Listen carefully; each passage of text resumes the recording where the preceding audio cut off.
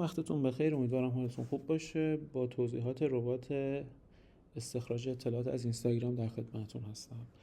خب همینطوری که ملاحظه میکنید اینا فایل های این رباتن و تشکیل شدن از یک سری تنظیماتی که شما باید انجام بدید و یک سری فایل هایی که باید اجرا کنید. خب فایل instagram.app رو ملاحظه میکنید که شما قبل از اینکه این فایل رو اجرا کنید میاد یک فایل جیسونی داریم به اسم کردیشنالز. بازش که بکنید، حالا من اینا رو مجبورم ببندمشون چون پسورد ها و یوزرنیم های اکانت های خودمن، ولی خب همینطور که اینجا ملاحظه میکنید یوزرنیم و پسورد های پیج هایی که من میخوام تو این لاگین کنم رو بهش دادم. به ازای هر پیجی هم که بخوام اضافه کنم این کد رو افزایشش میدم، یعنی قشنگ میتونم این رو بگیرم کپی کنم و پایینش اضافه کنم، یا اینکه نه فقط نهایتا یه پیج میخوام کل اینها رو بگیرم و پاک کنم. بله، تا اینجا باید پاک کنم که فقط یک اکانت کار بکنه. این فایل رو کانفیگش میکنید و مشابه چیزی که براتون گذاشتم میذارید. البته من دفعه اول تمام اینها رو براتون درست میکنم، ولی خب این چون پسورد داخلشه دیگه خودتون باید انجامش بدید. و استارت رو میزنید و اپلیکیشن شروع میکنه کار کردن. حالا از کجا میفهمه که چه اطلاعاتی رو استخراج کنه؟ خب اینها تنظیمات دیگه ای که باید انجام بدید. خب خیلی از دوستان دوست دارن که خودشون فایل استخراج اطلاعات رو برای اپلیکیشنشون بنویسن که خب مستقیم میتونید بیاید اینجا بنویسید. برای چی؟ مثلا دسته‌بندی، لیزر موهای زائد، محلش، تجریش. حالا اینکه چرا باید اکسل این شکلی پر بشه رو بهتون میگم. یعنی اگر میخواین خودتون شروع کنید دسته‌بندی و منطقه یا هر چیزی رو توش بنویسین، میتونید بیاید به این فایل اکسل اینجا اضافه کنید. ببینید، ولی خب نوشتن همه اینا کار خیلی سختیه دیگه قطعاً، و خب یه ابزاری هم ما برای این ساختیم که این رو راحت شما بسازیدش، یعنی اون دسته‌بندی که میخواید اطلاعات رو ازش استخراج کنید رو به راحتی بسازید. الان فکر میکنم نزدیک 10-12 هزار خطه. حالا چجوری ساخته میشه؟ من یه اپلیکیشن جانبی به شما میدم به اسم کامبینیشن. بازش که بکنید عذرخواهی میکنم خاطر صدا، 2 فایل توشه که شما باید ویرایش کنید. category.txt اینجا کاتگوری رو بهش میدید، مثلا میگید عینک، بینایی سنجی. من اینها رو داشتم استخراج میکردم توی اپلیکیشنم. خب ببینید کل اینها رو میگیره و یک سری هم بهش منطقه میدید که من باز این فایل مناطق خودم رو بهتون میدم، ولی کامل نیست چون من فقط این مناطق رو میخواستم استخراج کنم خودم.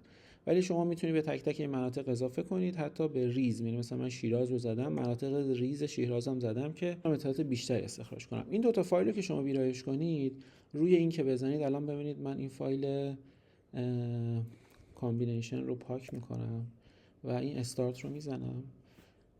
سریعا دوباره اون رو برای من ساخت. همین فایل کامبینیشن میشه مرجع ربات برای استخراج اطلاعات. خب باز کرد. چرا از اول این کاری کردم اصلا؟ خب ببینید اینجا اون دسته‌بندی و اون شهری که من داده بودم رو با هم ترکیب کرده و از این ترکیب میاد استفاده میکنه و شروع میکنه پیج ها رو استخراج کردن.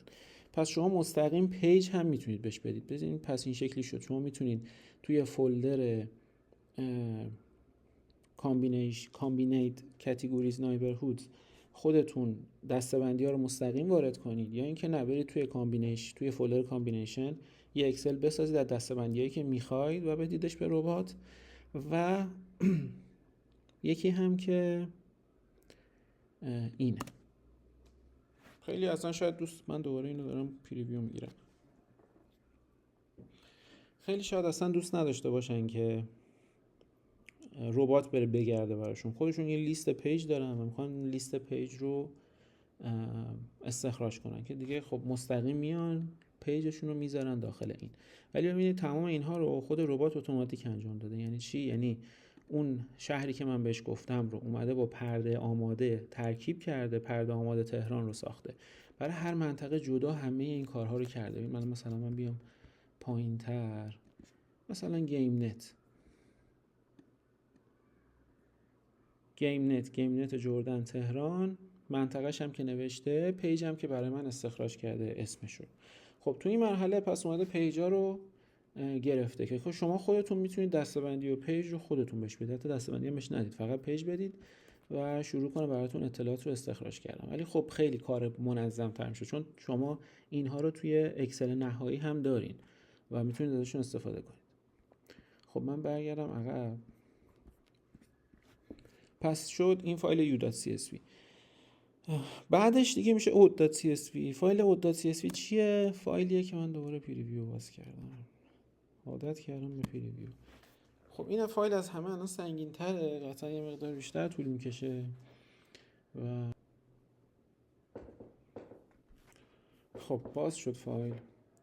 ببینید اطلاعات پیج ها رو این شکلی استخراج کرده. اینستاگرام آیدی شو در آورده که اینستاگرام آیدی یه چیزیه که یه آیدیه که همیشه شما میتونید پیج رو پیدا کنید، حتی یوزرنیمش هم گم کنید با این اینستاگرام آیدی میتونید وارد پیج بشید که حالا داستانه خودشو داره. ولی خب این رو هم استخراج میکنه، یوزرنیم کوئری ای وای،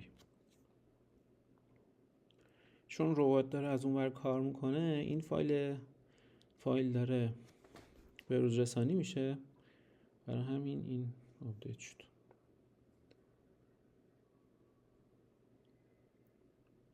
خب حالا اطلاعاتی که استخراج کرده شامل چی هست؟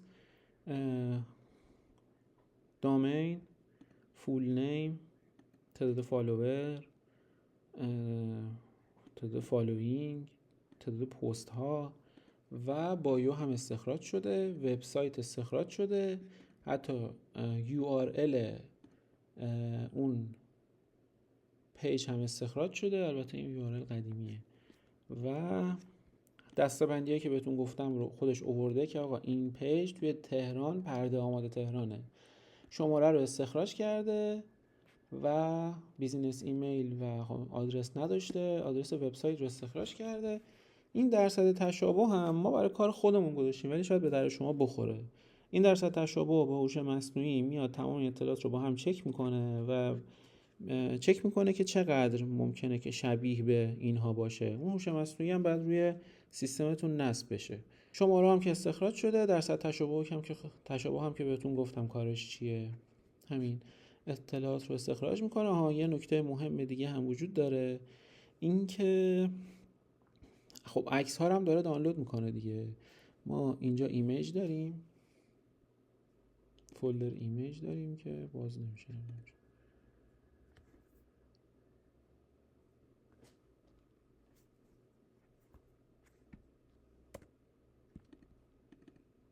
چرا نمیذاره؟ خب خیلی زیاد بود اطلاعات توش. خب ببینید این ربات داره همینجوری این عکس ها رو دانلود میکنه و ببینید پروفایل ها رو داره دونه دونه دانلود میکنه. تصویر هم همون آیدی اینستاگرامشونه که به راحتی آب خوردن شما هر پیجی رو که خواستی سریع بتونی از طریق اکسل عکسش هم پیدا کنی. حالا برای ایمپورت کردن و اینها هم خب خیلی استاندارد سازی و مناسب شده.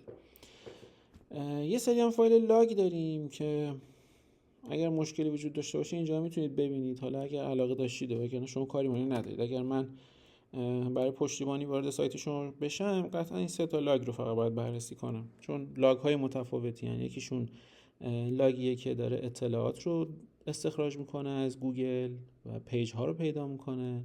یکی از لاگا برای تشخیص اینه که چند تا شما یوزر فعال دارید و این یوزرهای فعالتون من این سفر رو باز میکردم توش پره،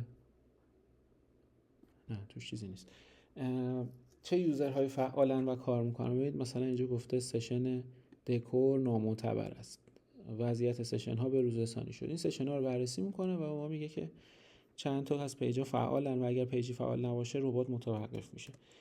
اینجا هم که کلا ارورهای کاره. کل این فایلایی هم که میبینید فایلای پایتون، جز یه دونه از اینا که باید پاکش کنم، فایلای اجرایی هستند که بازم شما با اینا کاری ندارید ولی خیلی تمیز کد نویسی شدن. یعنی اگر دقت کنید الان برای تمام خط به خط کد توضیحات نوشته شده و ازش میتونید استفاده کنید و برای خودتون هم تغییراتی روش ایجاد کنید و حتی آپشن بهش اضافه کنید. اگر هم خواستید ما هر ویرایش رو به روز رسانی روی این پست میتونیم انجام بدیم. خدا نگهدار.